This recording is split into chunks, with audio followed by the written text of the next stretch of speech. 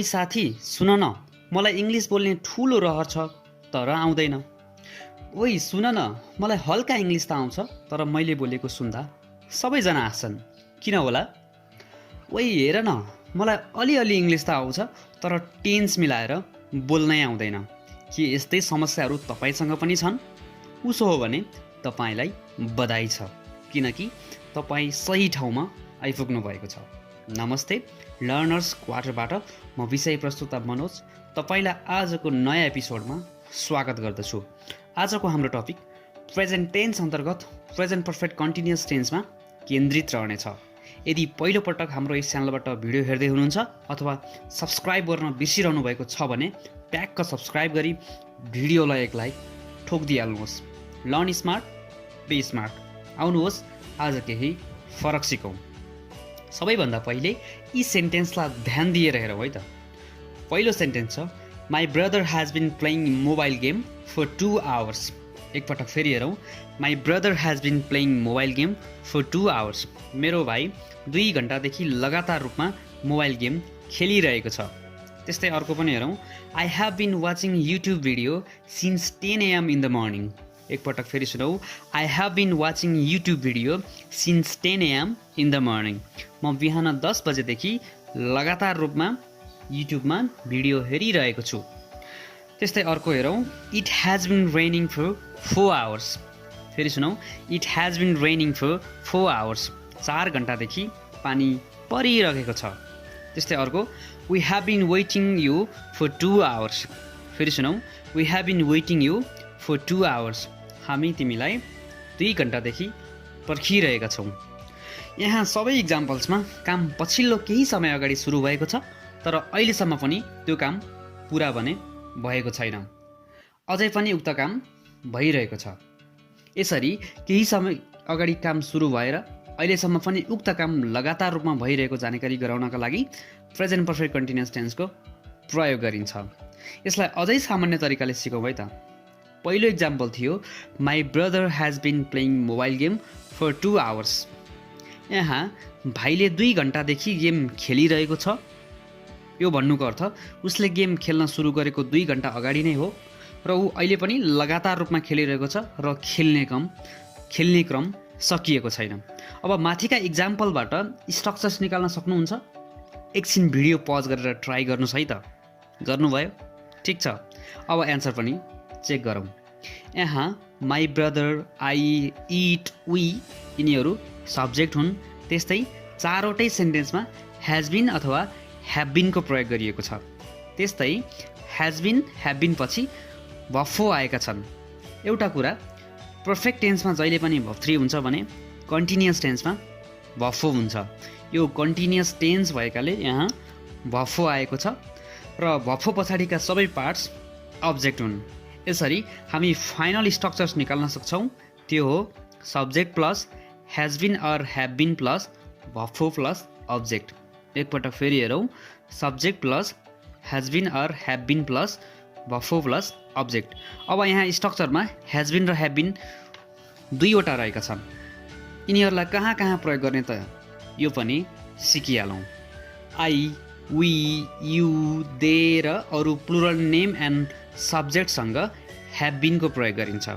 फेरि सुनौ, I, we, you, they र अरू प्लुरल नेम्स एन्ड प्लुरल सब्जेक्टसँग ह्याभ बिन प्रयोग गरिन्छ। त्यस्तै हि, सी, इट र अरू सिङ्गुलर नेम एन्ड सिङ्गुलर सब्जेक्टसँग हेज बिन प्रयोग गरिन्छ। अझै यति मात्रै बुझेर पुग्दैन, प्रेजेन्ट पर्फेक्ट कन्टिन्युअस टेन्सलाई कहाँ र कति बेला प्रयोग गर्ने त्यो पनि सिक्नुपर्छ। अब हेरौँ के रहेछन् त ती अवस्थाहरू जति बेला यस टेन्सको प्रयोग गरिन्छ। पहिलो हेरौँ, present perfect continuous tense is used to show that something started in the past and has continued up until now. एकपटक फेरि हेरौँ, present perfect continuous tense is used to show that something started in the past and has continued up until now. कुनै काम past टाइममा सुरु भई अहिलेसम्म निरन्तर चलिरहेको छ भन्नको लागि प्रेजेन्ट पर्फेक्ट कन्टिन्युअस टेन्सको प्रयोग गरिन्छ। अब केही इक्जाम्पलबाट क्लियर हौँ। पहिलो इक्जाम्पल छ, Sangeeta has been chatting for 2 hours. फेरि सुनौ, Sangeeta has been chatting for 2 hours.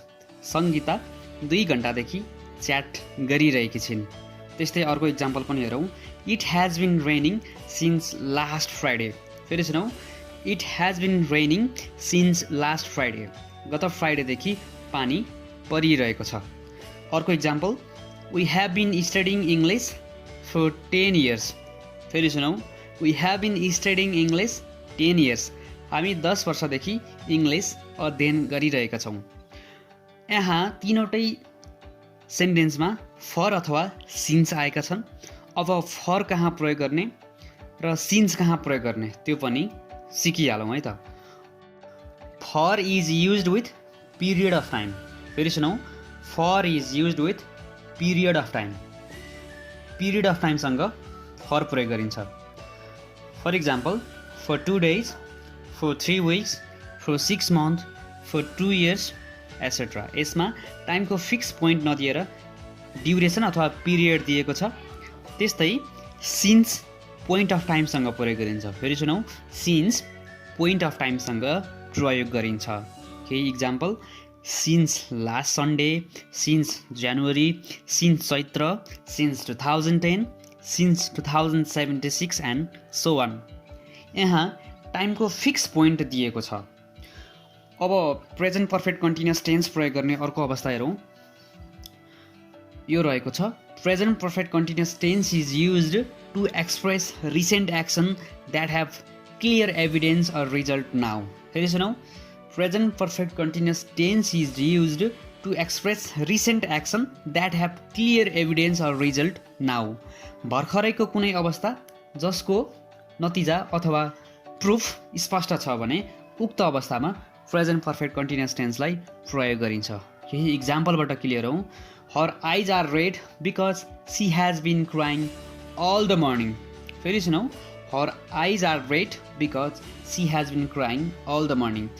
उनीको आँखा पुरै रातो छ किनकि उनी बिहान पुरै रोइरहेकी छिन्। अर्को अवस्था हेरौँ। Present perfect continuous tense is used with words like lately or recently, अथवा it is often used with words like lately or recently. त्यस्ता वर्ड लेटली र रिसेन्टलीसँग पनि प्रेजेन्ट पर्फेक्ट कन्टिन्युअस टेन्सको प्रयोग गरिन्छ। अब केही इक्जाम्पलबाट क्लियर हौँ। पहिलो इक्जाम्पल छ, she has been watching too much television lately. फेरि सुनौ, she has been watching too much television lately. उनी अहिलेसम्म अत्याधिक रूपमा टिभी हेर्दै आइरहेकी छिन्। अर्को इक्जाम्पल हेरौँ। What have you been doing recently. फेरि सुनौ, what have you been doing recently. पछिल्लो समयमा तिमी के गरिरहेका छौ? यो चाहिँ प्रश्न भयो। अर्को 4 नम्बरमा हेरौँ।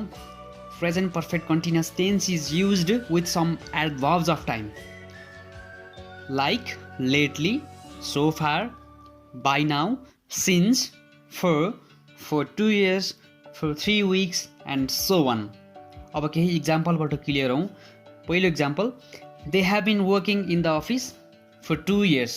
फेरि सुनौ, they have been working in that office for 2 years. तिनीहरू त्यो अफिसमा 2 वर्षदेखि काम गरिरहेका छन्। त्यस्तै अर्को, how much money have you saved so far? फेरि सुनौ, how much money have you saved so far? तिमीले अहिलेसम्म कति पैसा बचाएका छौ? त्यस्तै अर्को, he has been studying very hard lately. फेरि सुनौ, he has been studying very hard lately. ऊ अहिले कडा अध्ययन गर्दै आइरहेको छ। वेल, यी त थिए प्रेजेन्ट पर्फेक्ट कन्टिन्युअस टेन्सलाई प्रयोग गर्न सकिने केही अवस्थाहरू। Now this time is for smart exercise. Let's begin. Exercise number 1, she dash drawing a picture for 3 hours. फेरि सुनौ, she dash drawing a picture for 3 hours. Within bracket, has been or have been. Has been र have been मध्ये एउटा अप्सनलाई choose गर्नु होला। त्यस्तै अर्को exercise, we dash living in Kathmandu since 2010. फेरि हेरौँ, we dash living in Kathmandu since 2010. Within bracket, has been or have been. त्यस्तै अर्को हेरौँ, I dash studying very hard recently. फेरि सुनौ, I dash studying very hard recently. Within bracket, has been or have been. अर्को हेरौँ, Samjhana dash using Facebook for 5 years। फेरि हेरौँ, Samjhana dash using Facebook for 5 years within bracket has been or have been. र यी प्रश्नहरूको उत्तर डिस्क्रिप्सन बक्समा राखिएको छ, चेक गर्न सक्नुहुन्छ। हवस् त, आजको विषय पनि यहीँ समाप्त भएको छ। भिडियो सम्बन्धी केही सल्लाह सुझाव छन् भने तल कमेन्ट बक्समा लेख्न नछुटाउनुहोला। हाम्रो अर्को भिडियो पास्ट टेन्समा केन्द्रित रहनेछ। यस्तै ग्रामर र स्मार्ट इङ्ग्लिस नेपालीमा सिक्नलाई अहिले नै हाम्रो लर्नर्स क्वार्टरलाई सब्सक्राइब गरी प्लेलिस्टमा गई यस्तै इन्ट्रेस्टिङ र जानकारीमूलक विषयहरू हेर्नुहोला। Learn smart, be smart. नमस्ते।